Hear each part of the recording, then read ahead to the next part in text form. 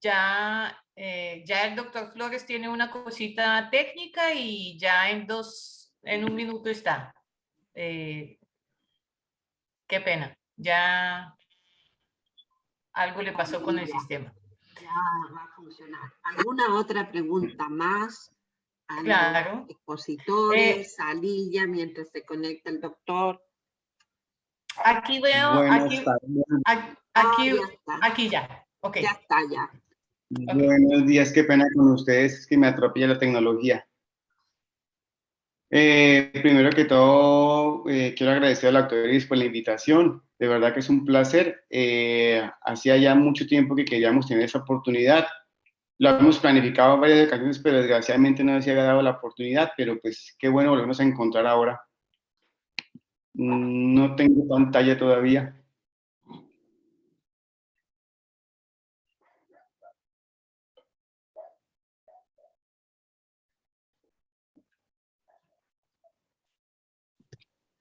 William, tú puedes compartir la pantalla, está abierta. No sé, no responde. Aquí dice compartir, pero no arranca.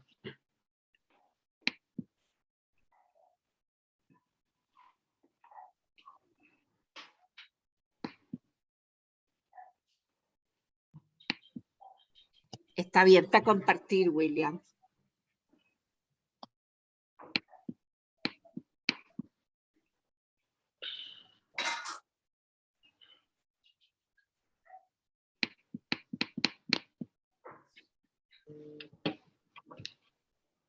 Aló.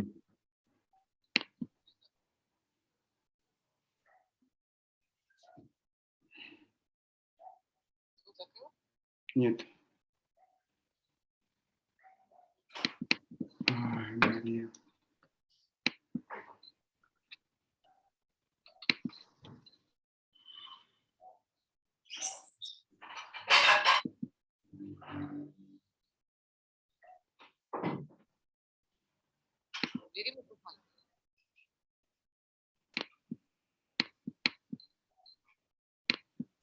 No abre.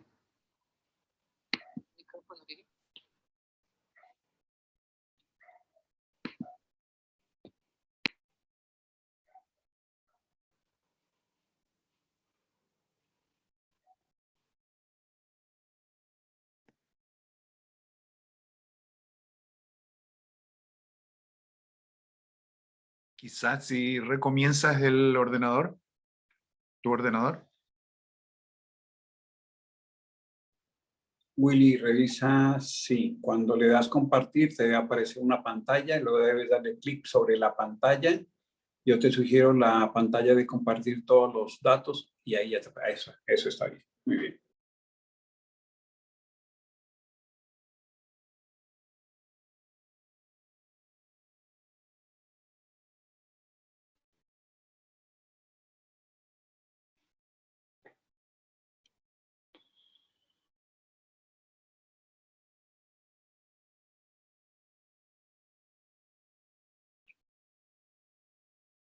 Listo.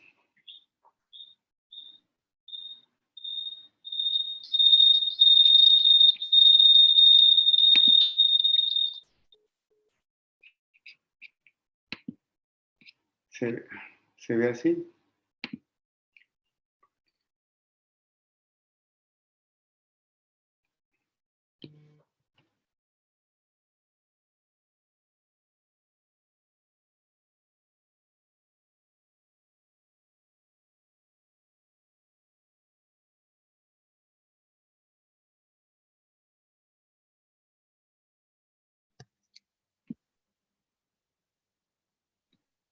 Ya, ahora sí.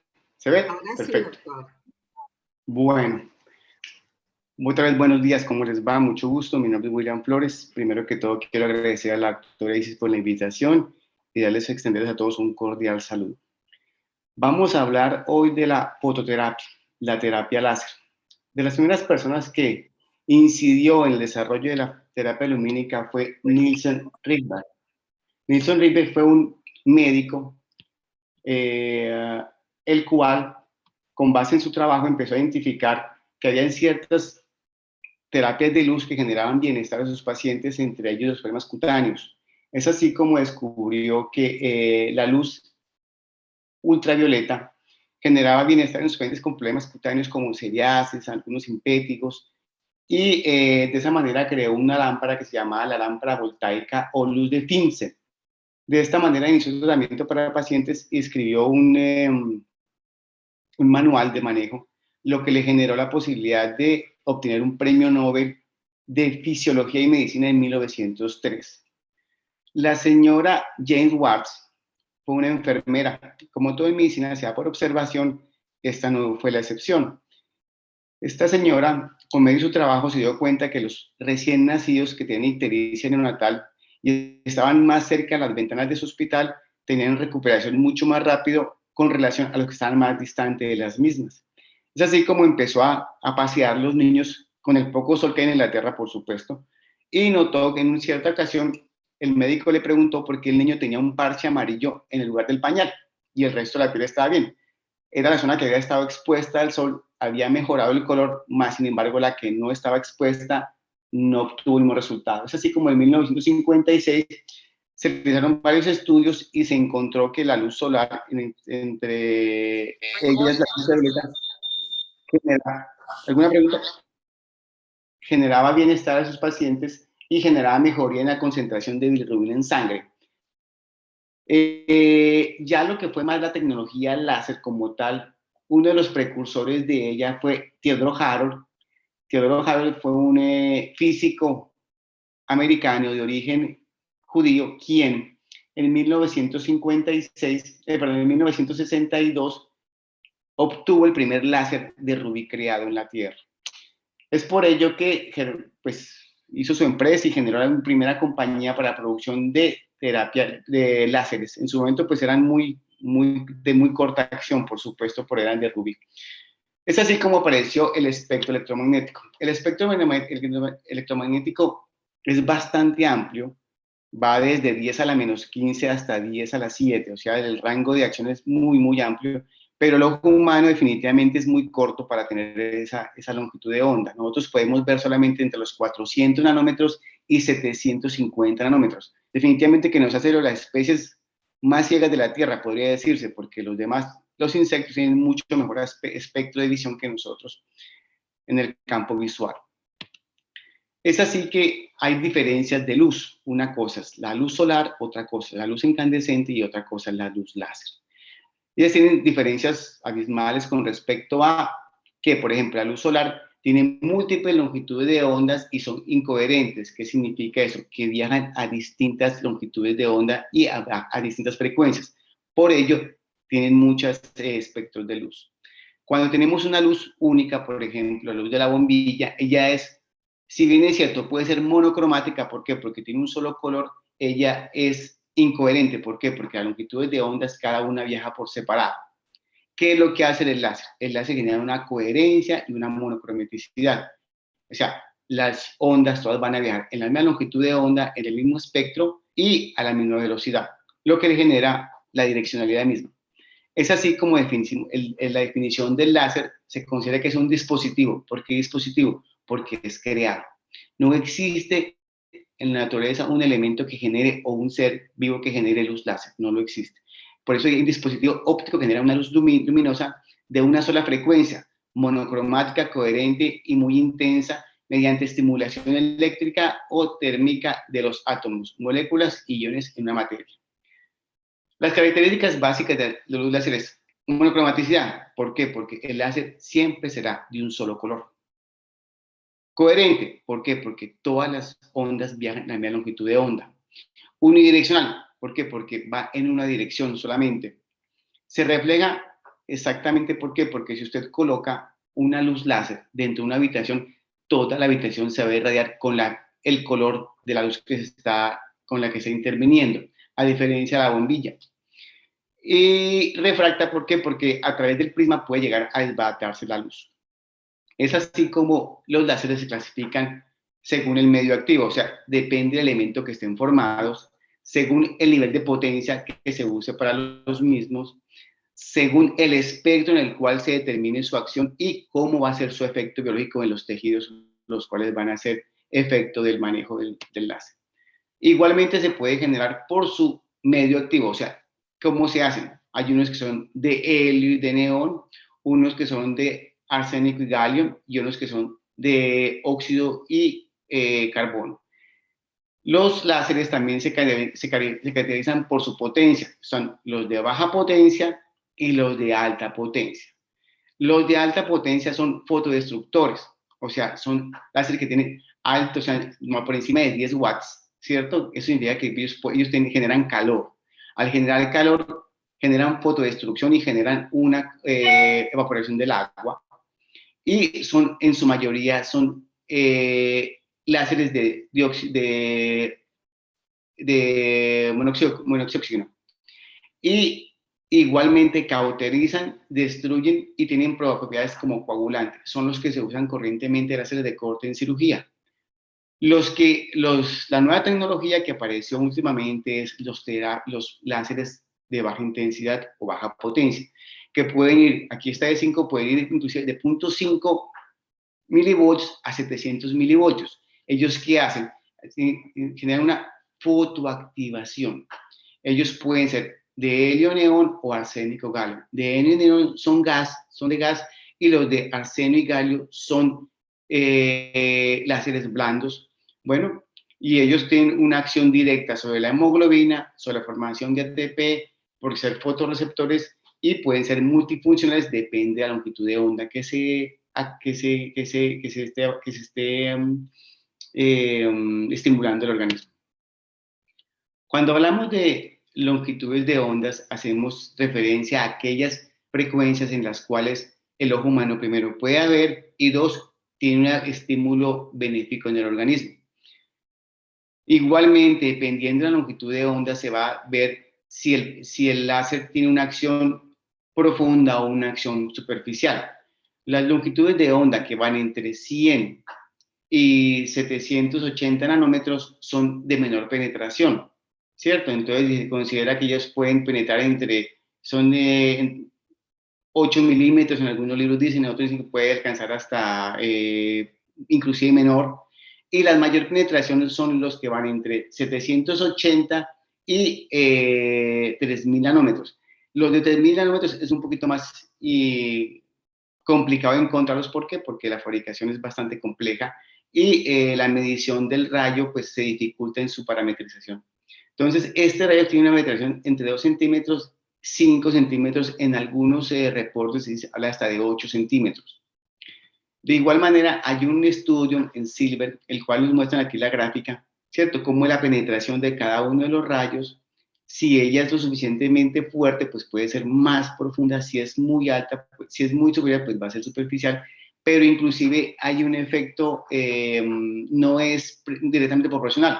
Porque uno pensaría que entre mayor sea la longitud, pues mayor es la penetración. Definitivamente no, se demostró que no.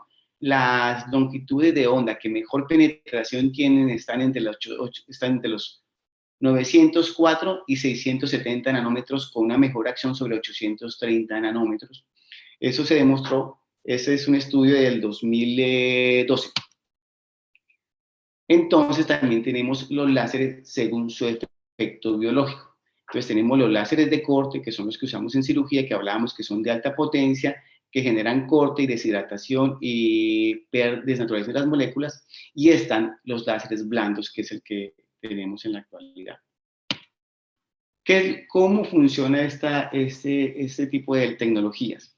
Hay que tener en cuenta que una de las grandes preguntas que siempre ha existido, ¿cuál es el mecanismo de acción del láser? Si es si es una acción fotoquímica o es una acción fotofísica.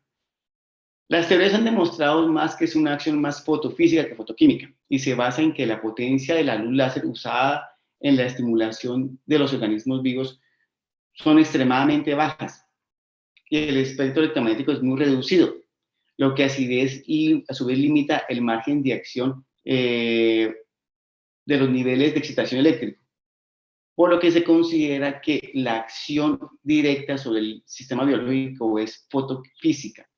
Sin embargo, la acción fotoquímica también existe, siendo esta una acción secundaria a la acción fotofísica. Entonces, es así como al actuar sobre la membrana celular, tiene un efecto biológico, el cual, si tenemos en cuenta que hay una simetría, esa simetría significa que hay un grado de diferencia entre la membrana entre un lado y otro lado de la misma membrana, donde la distribución de los fosfolípidos puede ser diferente. Una cosa puede ser en la parte externa de la membrana celular y otra cosa en la parte interna de la membrana celular. Y eso tiene mucho que ver con la carga electromagnética de la misma, tanto afuera como por dentro de la membrana. Entonces, es así como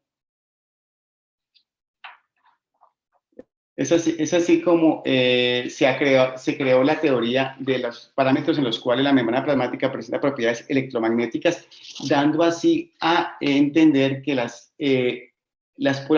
membrana es polar. Al ser polar, tiene una propiedad eléctrica, bueno, ya que presenta electromagnetismo. Y eso hace que su lado interno sea más negativo a comparación con su lado externo.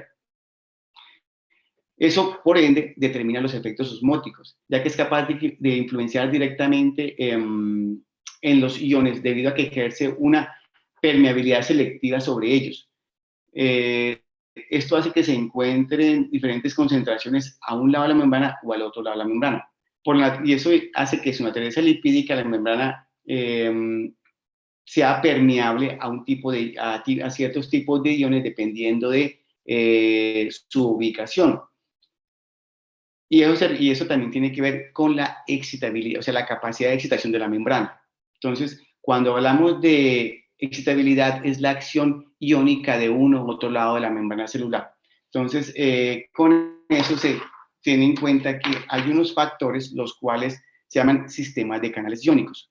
Los sistemas de canales iónicos se regulan por el potencial de membrana en reposo.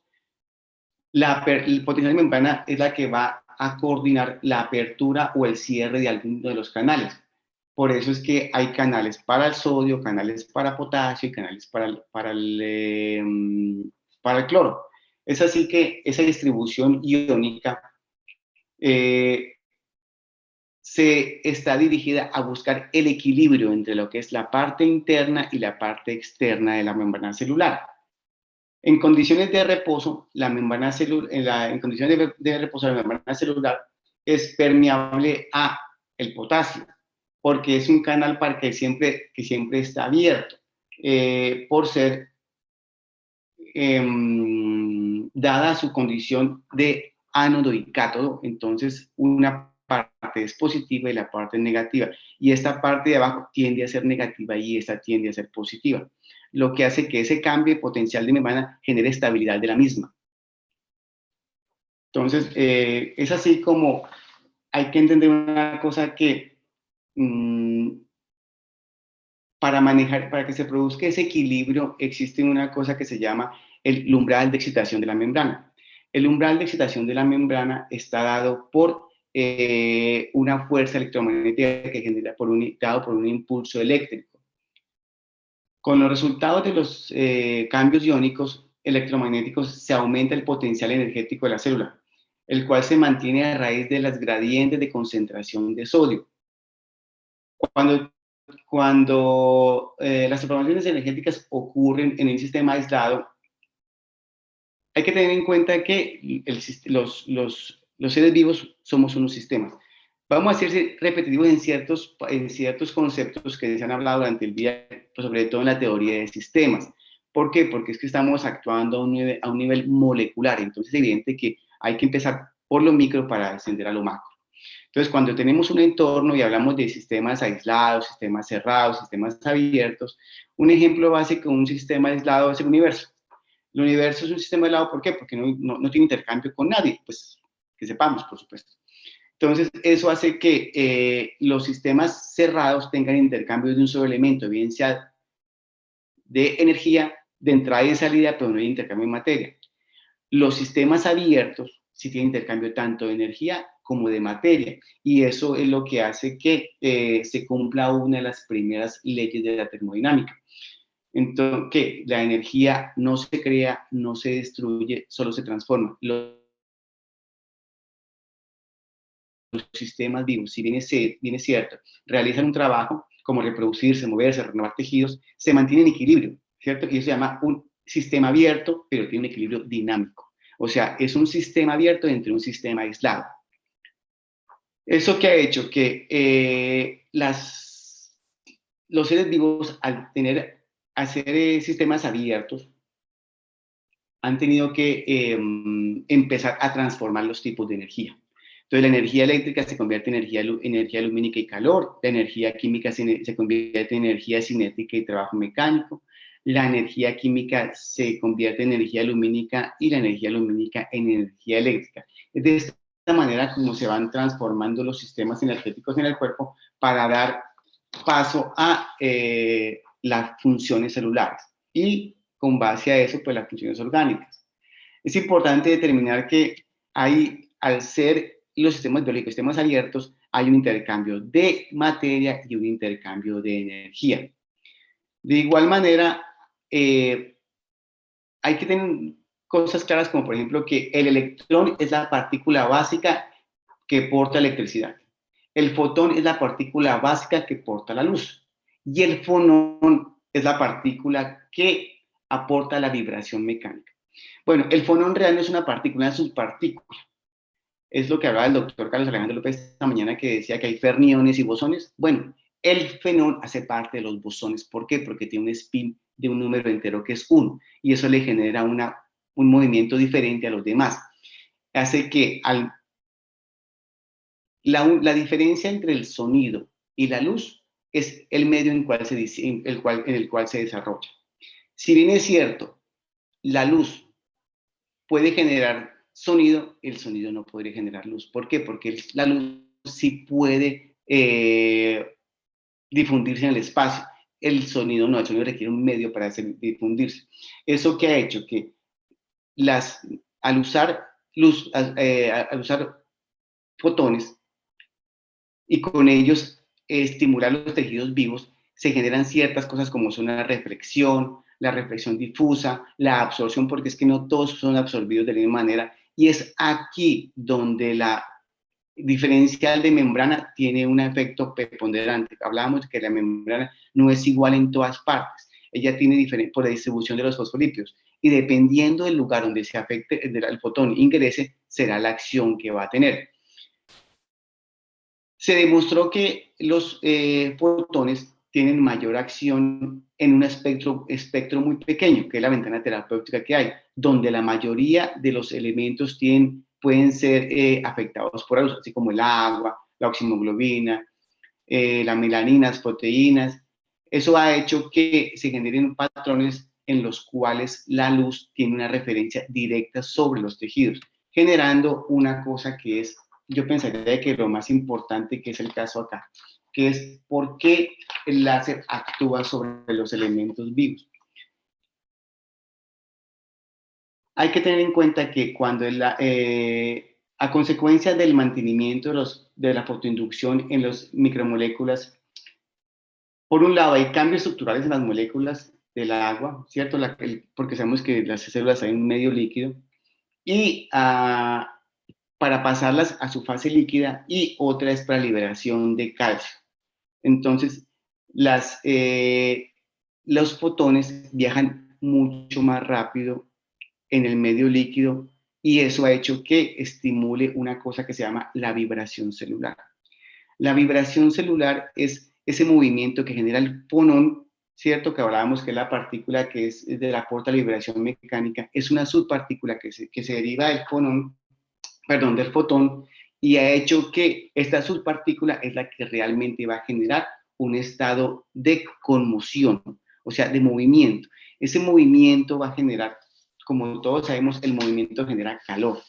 El calor pues no es que la célula se va a calentar, hay que entender que esto es la acción del fonón en la célula viene a ser de más o menos de 10 a la menos 7, o sea, segundos, o sea que eso es una cosa extremadamente corta, un espacio pero en ese espacio tan corto genera un estado termodinámico. Al generar un estado termodinámico hace que los iones de calcio que se encuentran en el retículo endoplasmático salgan al citosol. Hay que entender que es que si bien el calcio es de los minerales que más tiene el cuerpo, pero la diferencia entre el calcio plasmático y el calcio iónico es abismal.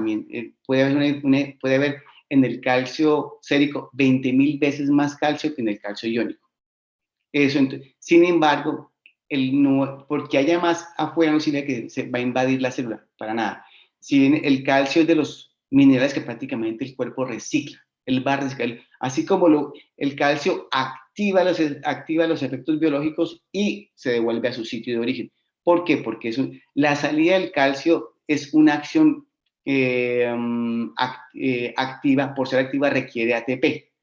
Al requerir ATP, el calcio sale del retículo endoplasmático, sale al exterior del citosol, pero cuando esa acción del ATP se devuelve, él vuelve a su sitio, en su gran mayoría. Entonces, él no se pierde y hace que la mayoría de su contenido se mantenga estable.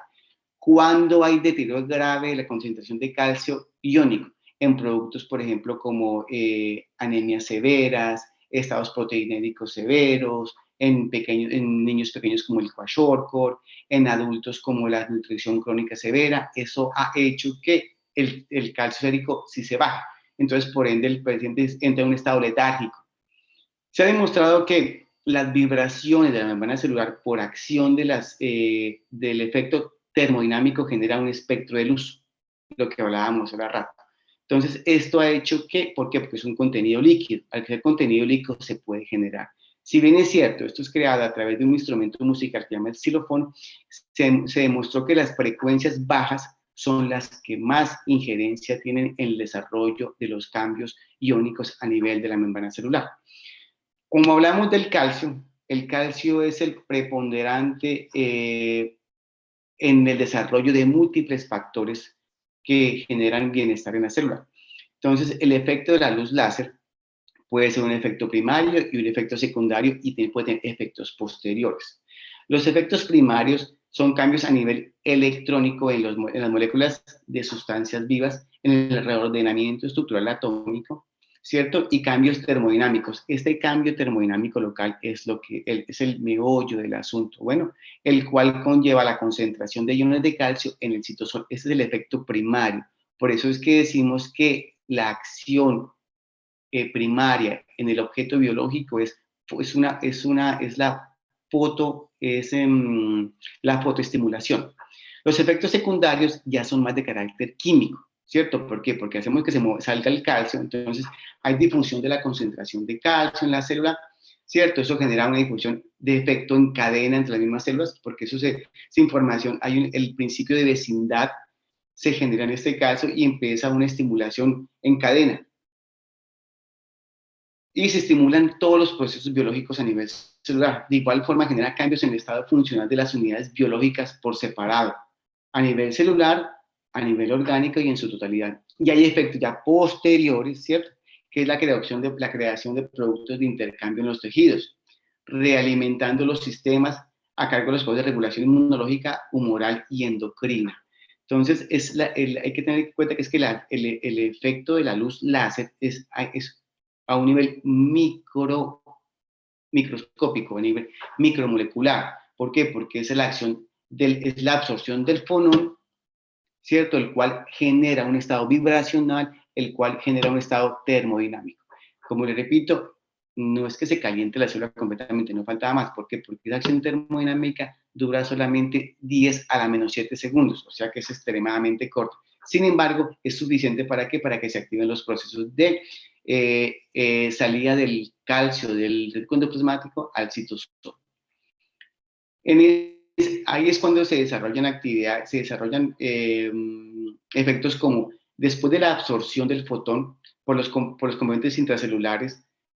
¿Por qué? Porque es que hay que tener en cuenta que hablábamos que cada tejido y cada sistema puede ser más susceptible a una u otra longitud de onda.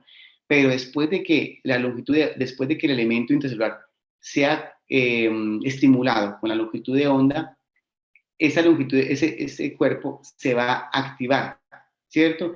Y no importa cuánto sea lo que se active, sino la suma de todas las activaciones de los demás sistemas y organismos en la célula. Al momento de la activación es cuando se genera el estado termodinámico. Bueno, y aparición del gradiente, se llama aparición del gradiente local de temperatura. Es evidente que la temperatura donde más se va a ver esa acción es en el lugar donde se absorbe el fotón. Bueno, en ese caso, después de que se absorbe, empieza la liberación de los iones de calcio en los depósitos intracelulares y aparición de autooscilaciones de concentraciones de iones de calcio, dispersiones de las ondas de calcio en el citosol y esa onda se dispersa a través de los otros tejidos, ¿cierto? Dando una activación a los procesos calciodependientes. Si ustedes miran, la fisiología del calcio es de las más complicadas que hay, yo diría. ¿Por qué? Porque si bien es cierto, uno está acostumbrado a hablar de la bomba sodio-potasio, el calcio casi no lo hemos tocado. Cuando uno durante la carrera estudia, uno le enseñan relaciones del sodio, del potasio, del mismo cloro. Y el calcio, pues le damos a los huesitos, pero no crean, el calcio es de las iones más importantes en la economía celular, sobre todo porque es que su acción es a nivel celular. Es así como empiezan a incrementarse el potencial de redox de las mitocondrias. ¿Por qué? Porque con la salida del calcio del sistema endoplasmático, se acuerdan que es una acción activa, que significa que se requiere energía. Por ende, la primera acción que hace es la activación del ATP. Es por eso que uno de los precursores de energía en el cuerpo es el calcio.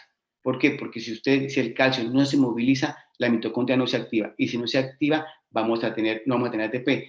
Por eso hablamos que uno de los grandes estudios que hay en la actualidad y en la medicina reguladora de sistemas, nos hemos enfocado mucho en la disfunción mitocondrial, porque la disfunción mitocondrial es la que genera el deceso del funcionamiento orgánico. Con ello también tiene la liberación de óxido nítrico. Una de las grandes acciones de la acción fotónica es la liberación del óxido nítrico.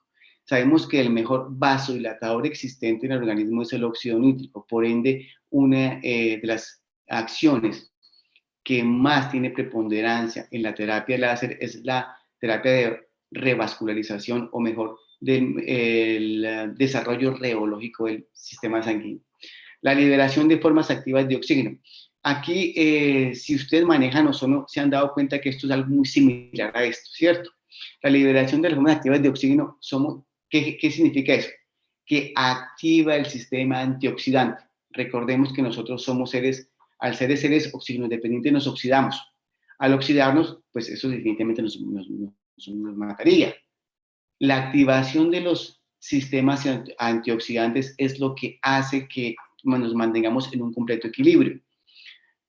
El cambio de la respuesta celular sobre la acción de las hormonas. ¿Por qué? Porque las hormonas son, cuando hablamos de la acción hormonal, ya tiene, cuando la acción sobre la membrana celular se genera, la liberación de histamina, serotonina, se genera a nivel del axón, ¿cierto? En la membrana celular se genera ese axón y esa acción es que libera esa condición. ¿Para qué? Porque es la información que viaja. Esta información se libera cuando hay concentración de calcio. Al haber mayor concentración de calcio, eso estimula las vacuolas para que las vacuolas segreguen los mediadores y estos migren hacia el espacio intercelular para generar el estímulo. Igualmente, la activación de endocitosis y exocitosis. ¿Por qué? Porque de acuerdo que hablábamos de la diferencia en los estados de la membrana celular, o sea que la membrana celular no es igual en todo lugar.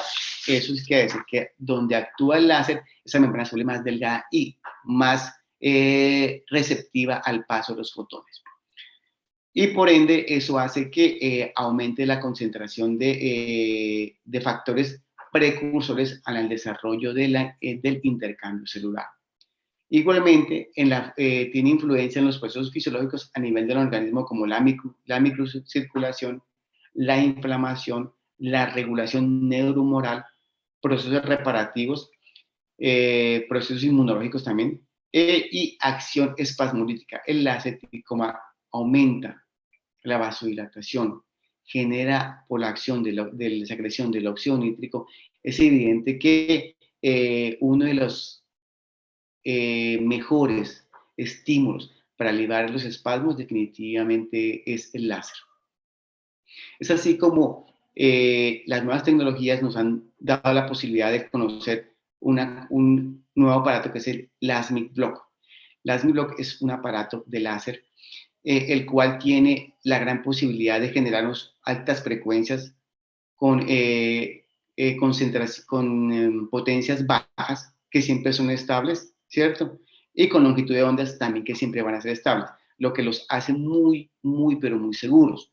Uno de los grandes problemas que existía con los láseres era que, por ejemplo, los láseres de gas, que es de neón, ellos tienden a calentarse, y ni hablar pues de los láseres de altas potencias, hablemos de bajas potencias, que son los que nos interesan. Entonces están los de láseres de gas y los láseres de diodo. Los láseres de gas son los de neón y argón, y los láseres de diodo son los de arseno y gar.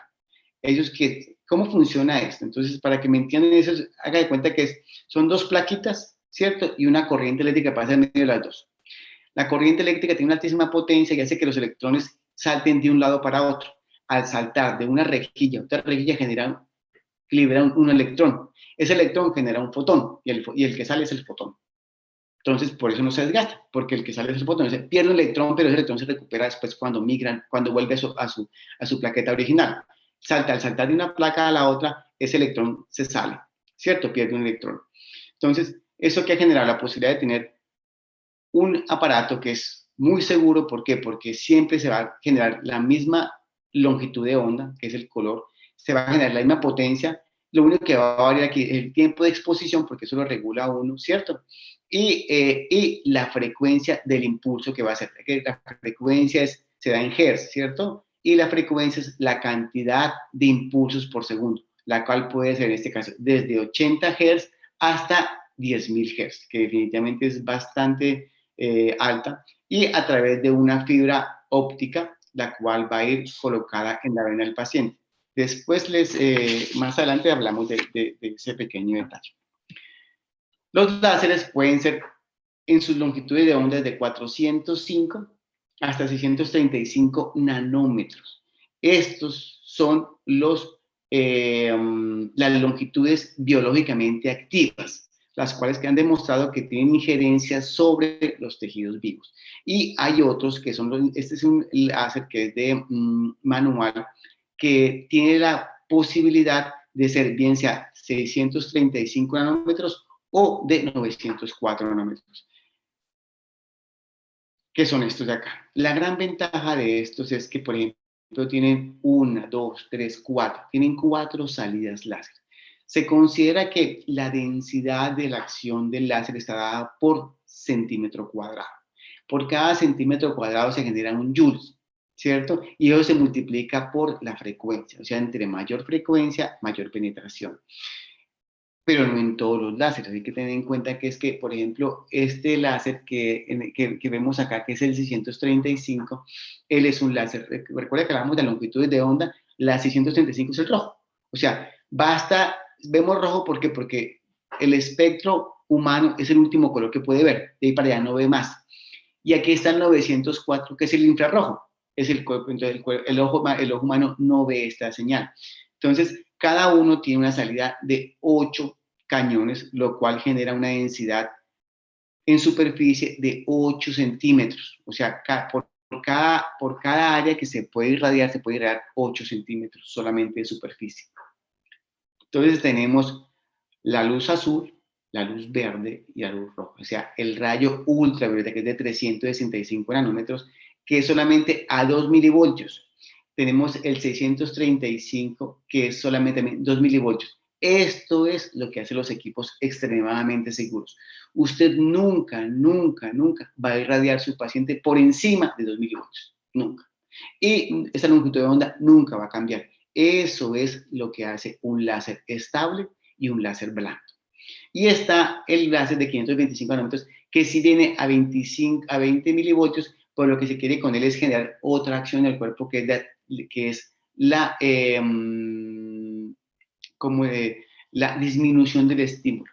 Recuerden que en medicina biológica y en medicina de sistemas, los estímulos pequeños, ¿cierto?, generan más y mayor estímulo. Los estímulos medios generan nivelación y los estímulos altos, ¿cierto? Bajan la acción biológica. Y eso es lo que hace el láser. ¿Por qué? Porque dependiendo de lo que queremos generar, es lo que él nos va a brindar. Hay que tener en cuenta que desde este punto de vista, el láser se asimila mucho al ozono. Viene a ser un medicamento. Tiene que ir regulado tanto por la dosis, ¿cierto?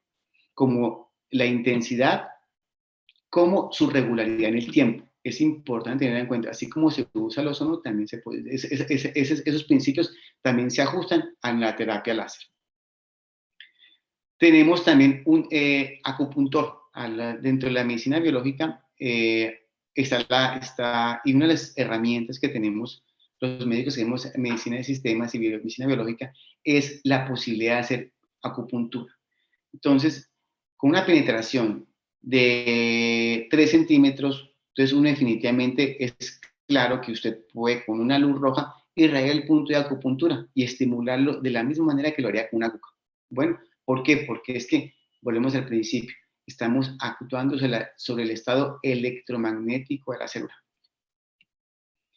Entonces, ¿cómo actuamos acá? Entonces, el láser rojo, ¿cierto? Que es el de 635 nanómetros, a través de esta fibra óptica, ¿cierto? Va a la vena cubital. Toda la sangre que pase por acá será irradiada. Tenemos en cuenta que el volumen sanguíneo, para que este centímetro cúbico pase por acá, nuevamente se puede demorar de 2 a 3 minutos, depende del volumen del paciente, ¿cierto? De la frecuencia cardíaca, la edad, muchas cosas. Pero supongamos que se demora 3 minutos, porque se demore muchísimo. Uno corrientemente lo expone a esta acción durante 20 minutos. ¿Qué significa? Que usted va a irradiar todo el volumen sanguíneo mínimo de 3 a 4 veces, como mínimo. ¿Eso qué pasa? Entonces, hay que tener en cuenta que una de las acciones de la luz roja o del láser rojo es sobre el glóbulo rojo. Tiene una acción, ¿por qué? Porque hay que tener en cuenta que la luz es una fuerza de choque, porque por eso tiene una potencia de 2 milivoltios, ¿cierto? Entonces, ¿eso qué va a hacer? Corrientemente los glóbulos rojos tienden a andar en torres de monedas, ¿cierto? Así en morritos.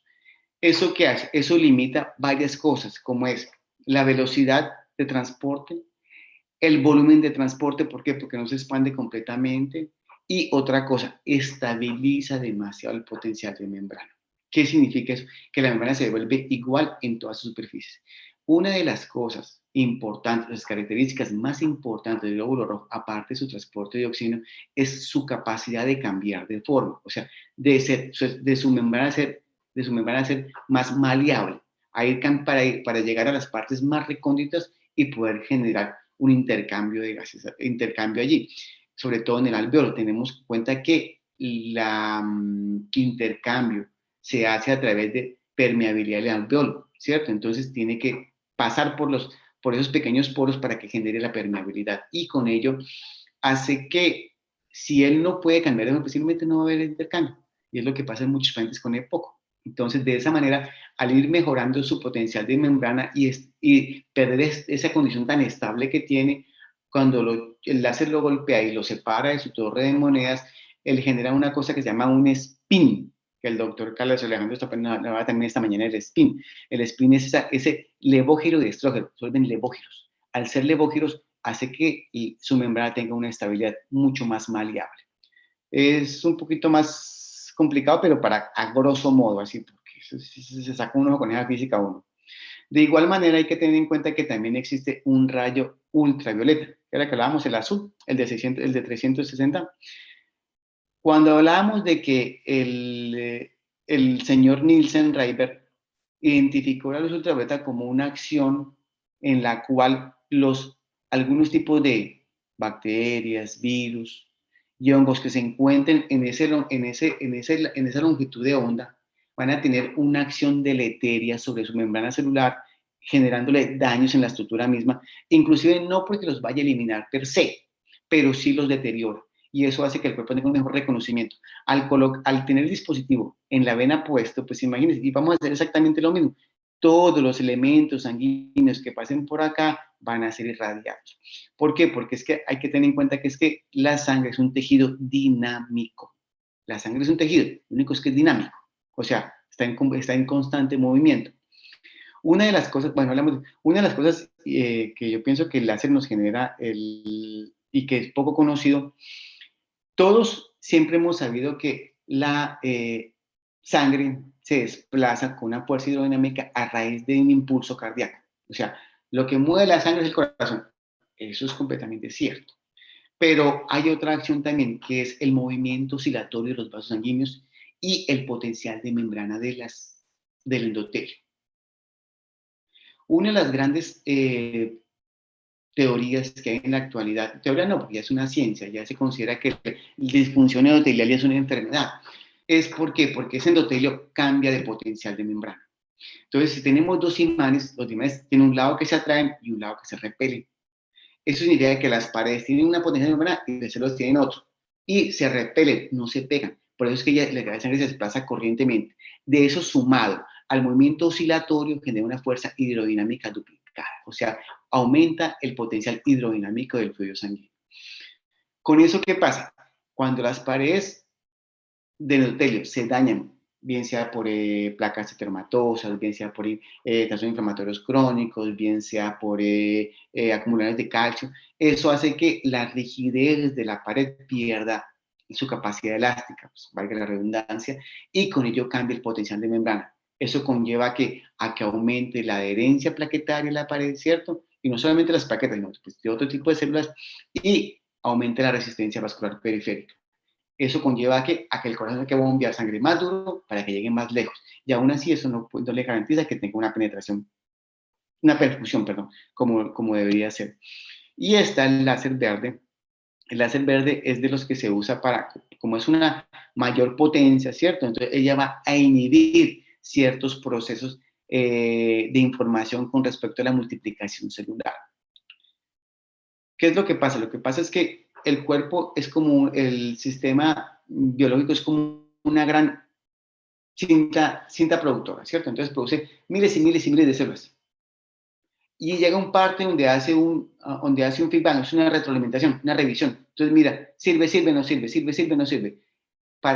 Pero cuando a veces en los trastornos inflamatorios el cuerpo exagera la producción celular. ¿Por qué? Porque está en estado hiperdinámico y tiene que recuperar esa condición. Entonces, una de las condiciones que el cuerpo genera es la multiplicación celular. Lo que pasa es que en la actividad acelerada de este proceso se le pasan células que no son suficientemente buenas. Bueno, entonces el láser lo que hace es detener un poquito esa velocidad para que el cuerpo tenga la posibilidad de identificar cuáles sirven y cuáles no sirven. Y las que no sirven, pues eliminarlas de tajo.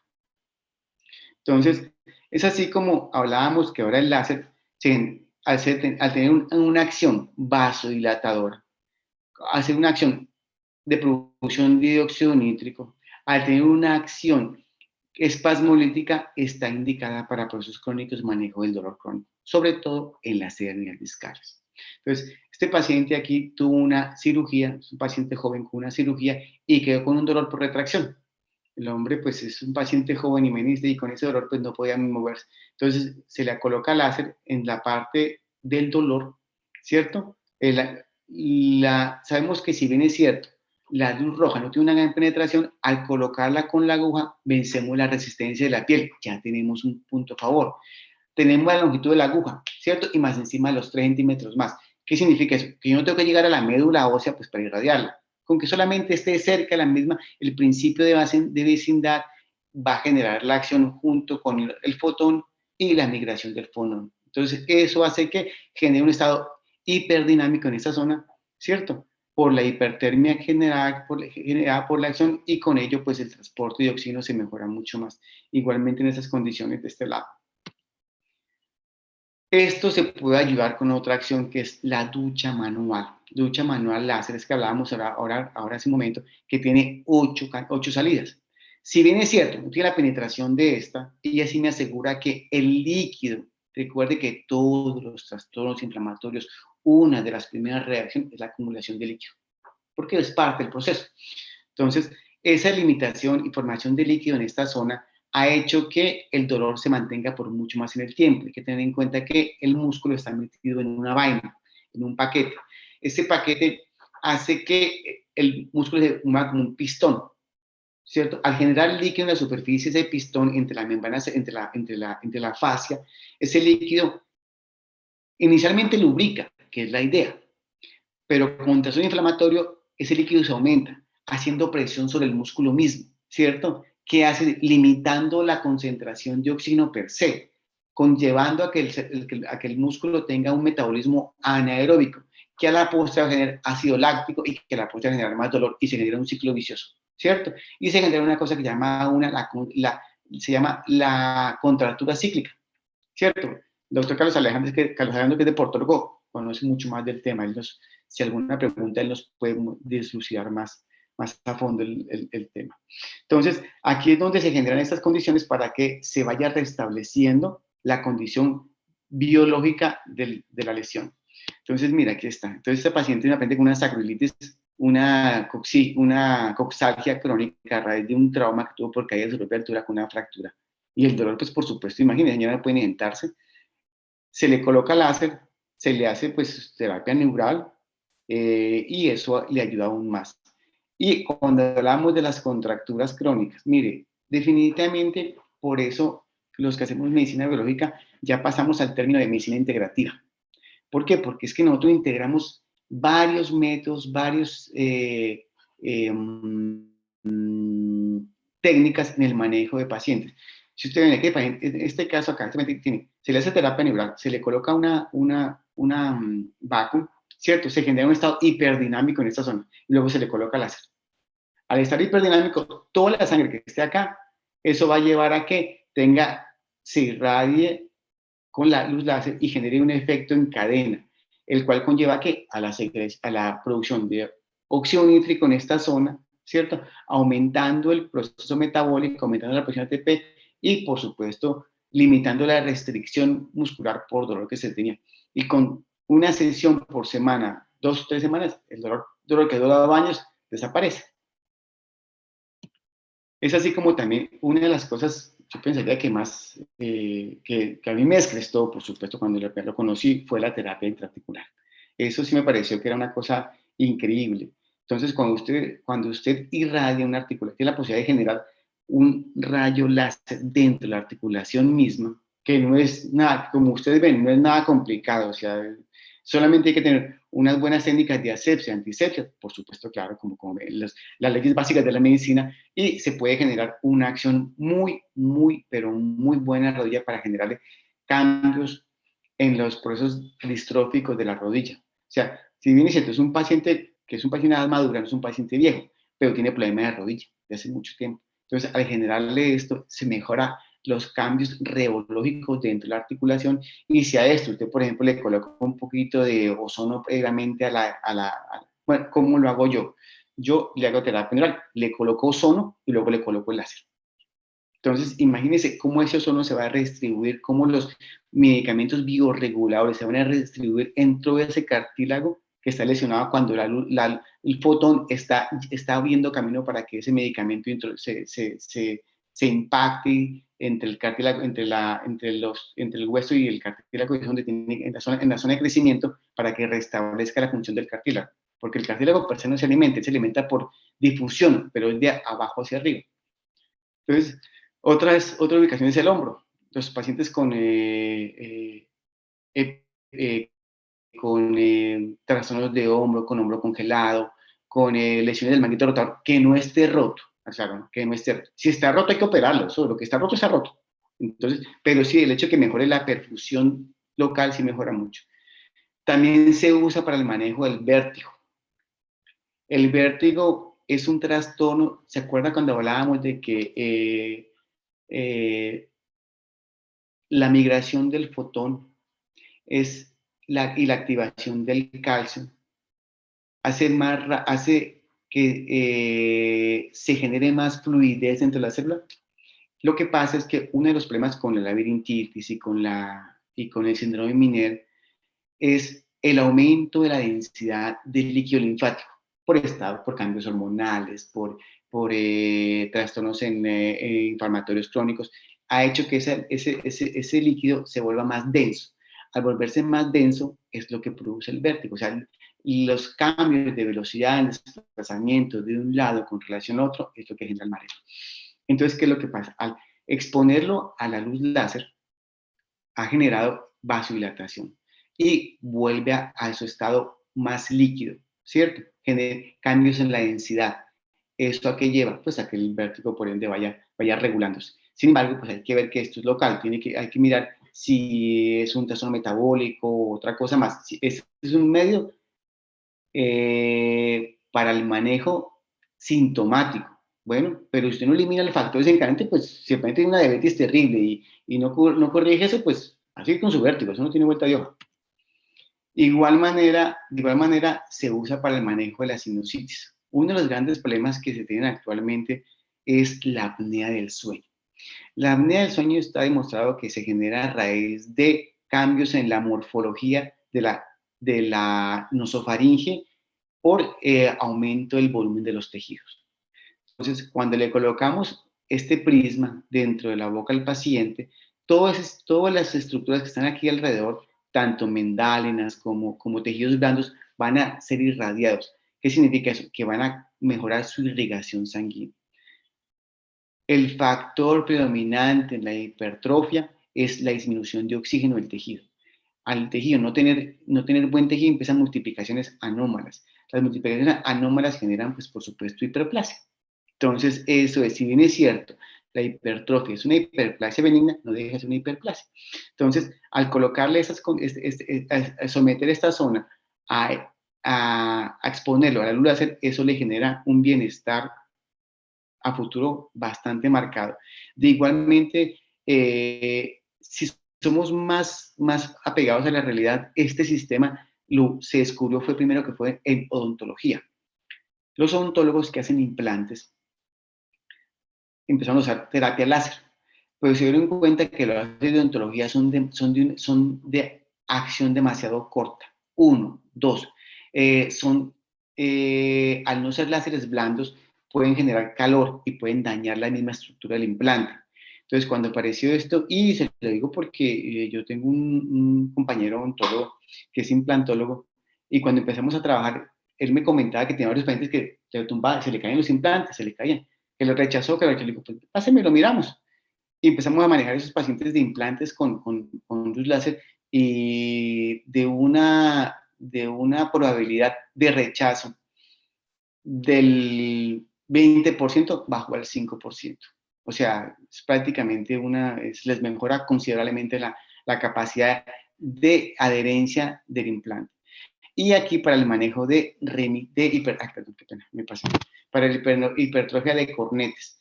La hipertrofia de cornetes, si bien es cierto, los pacientes se pueden operar y la turbinoplastia les mejora mucho esa condición, tiende a repetirse. ¿Por qué? Pues porque el factor desencadenante está ahí mismo.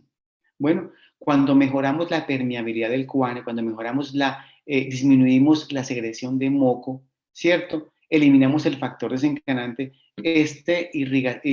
la irradiación con láser hace que todo el tejido que está acá se revascularice. Al revascularizarse, pues es un hecho que no va a haber hiperplasia. Entonces mejora muchísimo. Aquí estamos irradiando el cuáneo superior. Si estuviera en el interior, entre el primero y el segundo, pues no se vería luz acá. Entonces, para tenerlo en cuenta. Y aquí está para manejo de cervicalgias. Entonces, volvemos al principio. Tenemos en cuenta que esto es una sola línea, ¿cierto? Yo tengo que mirar la tensión acá y la tensión acá. Hay un llama el principio de preservar el principio de tensegridad. Cuando tendemos la cama, jalamos la sábana a las dos puntas, ¿cierto? Pues para que cada lado igual. Exactamente hay que hacer lo mismo acá. Entonces, usted nunca podrá mejorar la condición del cuello si no mejora la condición desde abajo. Entonces, tiene que liberar el punto de abajo y liberar el punto de arriba. Y con ello se mejora todo el resto. Son condiciones que el láser nos puede ayudar mucho. Es un instrumento para tratamiento de pacientes con muchas posibilidades para manejo de hipertensión, para manejo todos aquellos problemas que tengan de base trastornos en la microcirculación, está indicado el láser. Todos. Y el láser ultravioleta para mejorar la parte inmunológica. Para pacientes con COVID nos da resultado una herramienta muy buena. ¿Por qué? Porque ha mejorado muchísimo el tiempo de convalecencia. Y otra cosa que también nos hemos dado cuenta en los pacientes que hemos tenido es que una de las grandes como, secuelas del COVID es el síndrome de fatiga crónico. El paciente dura 2, 3 meses que no puede dar un paso porque se ahoga y llega, doctor, yo me levanto y estoy cansado. Entonces, cuando exponemos a luz láser endovenosa y con ello después lo fortalecemos con láser ultravioleta, los estados hiperdinamicos mejoran muchísimo y el indicador de cansancio se baja considerablemente. Retorna a su actividad a las 2, 3 semanas, ya está como antes de la enfermedad. Esta es nuestra tecnología, esta es la idea que queríamos comentarles a ustedes, pues porque menos que ustedes el láser como tal lo conocen, pero queríamos darles a conocer una tecnología nueva, pues nueva para nosotros realmente. Este equipo es tecnología rusa, hecho en el Instituto de Láser de Rusia de Moscú, por el doctor Moscovin, el cual de una forma, como dijera, de forma muy amplia ha sido con nosotros para brindarnos su tecnología y darnos a conocer. Si tienen alguna pregunta, con muchísimo gusto.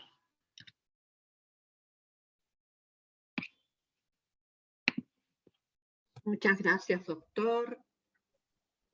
La presentación. Muchas gracias. ¿Alguna pregunta para el doctor? Sí, yo quisiera hacerle una pregunta al doctor Flores. Doctor Cuénteme. Flores, ¿usted mezcla en el mismo paciente diferentes colores? O sea, ¿coloca primero rojo, luego azul y luego verde? ¿O solamente coloca un color? No, eso va muy de la mano con lo que usted esté manejando en el paciente, ¿no? Es un hecho que uno tiene que mirar, es como un medicamento, usted qué va a ajustar, a qué se le ajusta sus necesidades. Pero sí, corrientemente nosotros usamos el rojo y luego el azul.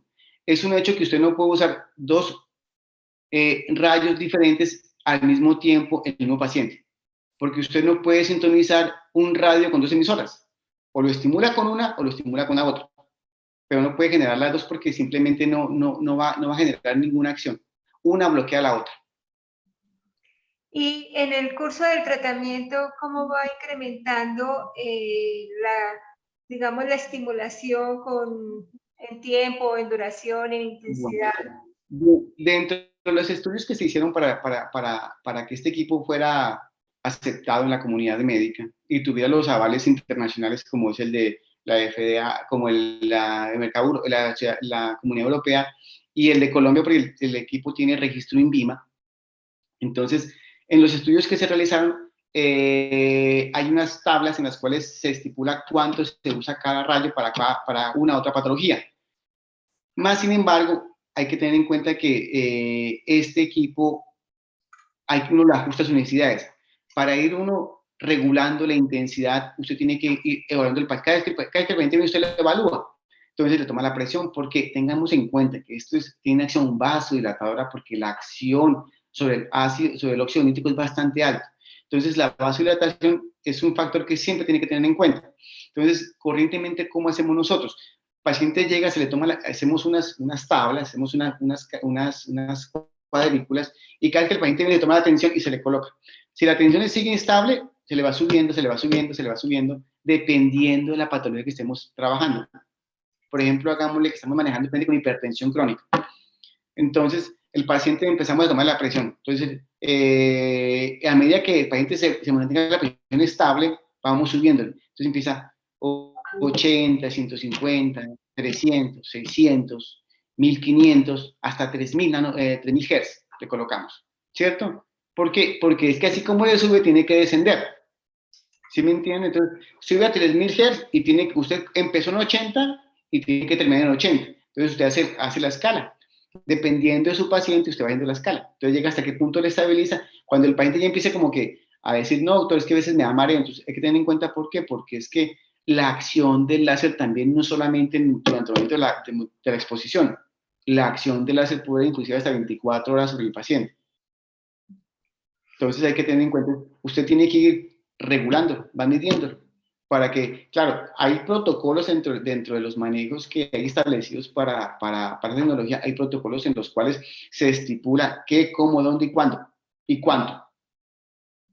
Con base a eso, uno va adaptándolo a su paciente, porque es que entendamos una cosa, cada paciente es diferente, no todos son iguales, y eso es, tenemos el principio básico de la medicina reguladora de sistemas.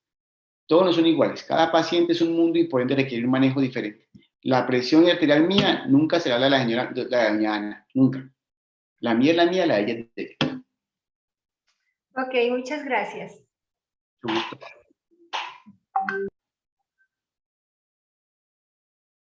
Muchas gracias, doctor. ¿Alguna pregunta más? Si no, para seguir con la última conferencia de este training.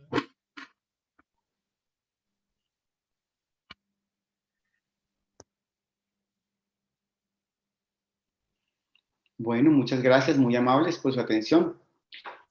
Cualquier cosa, con muchísimo gusto, estaremos dispuestos a cualquier duda que tengan. Con el mayor de los gustos. Que tengan muy buena tarde. Muchas gracias. Gracias. Bueno, seguimos con